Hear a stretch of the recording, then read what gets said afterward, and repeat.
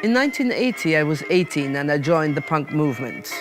We were young, wild, and we gave a shit about conventions. Thanks, darling.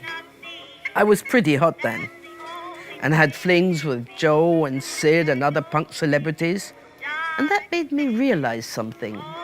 Most punks were not so fond of soap and water. And yet they all wanted to dress in a cool, anarchistic way. Our shop became an overnight success.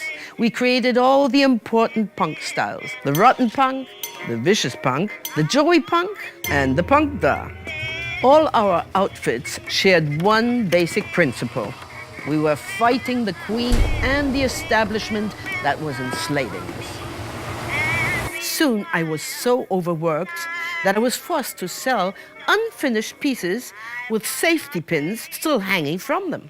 Overnight, every punk in London was using our safety pins as earrings, nose rings, nipple rings, just anywhere possible. Safety pins became an iconic punk fashion statement. Some might say I betrayed the true punk spirit to the fashion devil, but I always tell them, look at the Ramones, darling. They sold more t-shirts than records.